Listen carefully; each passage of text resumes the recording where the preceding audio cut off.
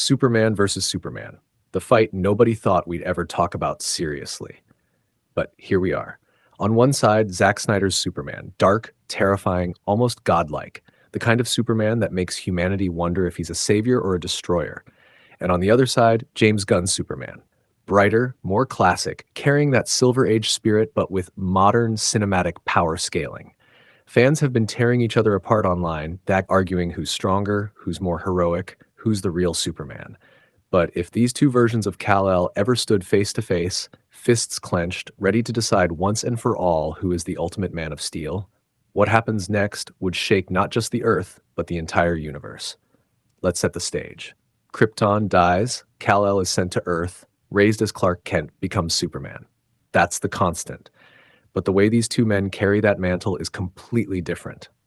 Snyder's Superman is forged in tragedy. He's haunted, burdened, torn between the world he lost and the world he's trying to save. His fights feel like natural disasters colliding.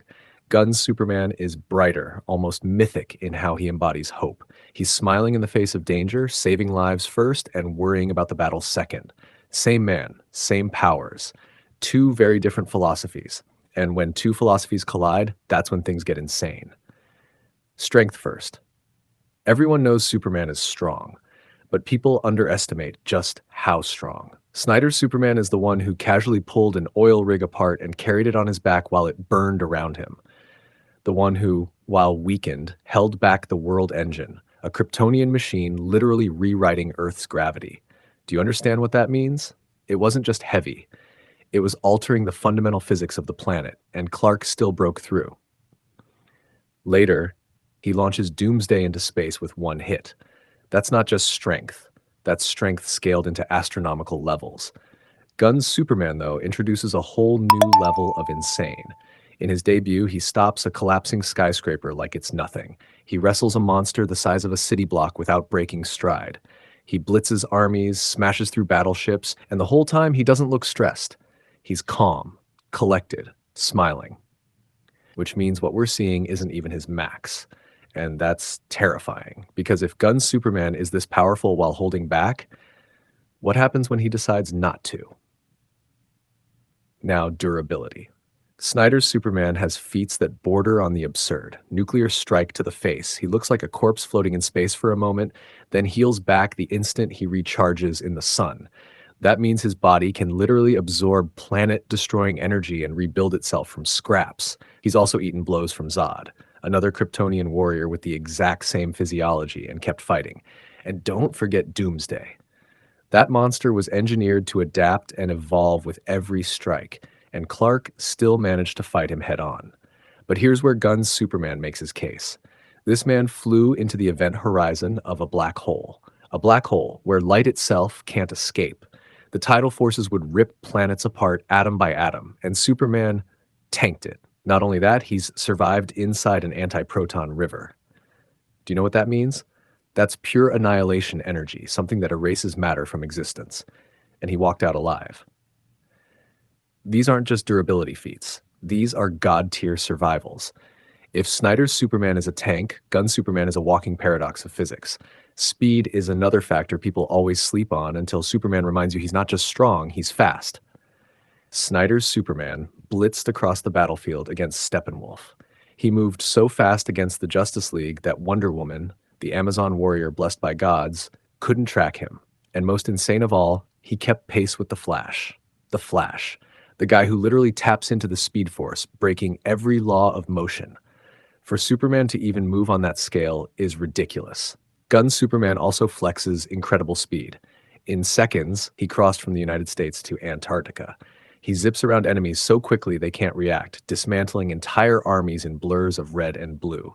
But Snyder's feat of keeping up with the Flash? That's one of the most broken speed feats ever shown in live action, and it tips the scale heavily in his favor. Here's where things get insane again. Heat vision. Kal-El, no! Superman's eye beams are not lasers, they are focused solar radiation, hotter than the surface of a star.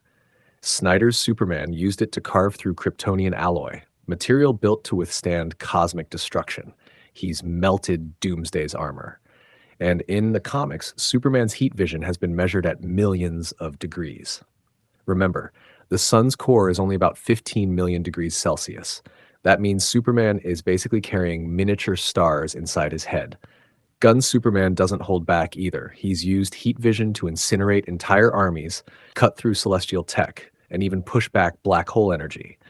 One wrong move, one opening, and either of these men could end the fight in an instant with a look.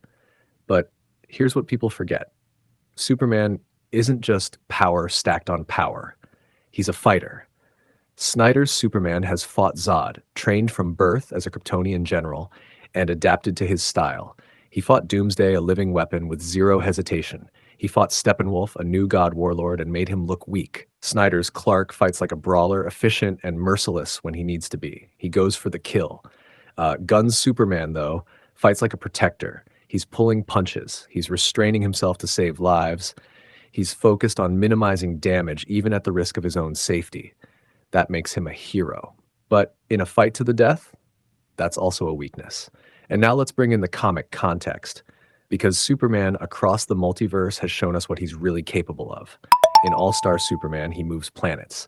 In Kingdom Come, he shrugs off a nuclear strike like it's nothing.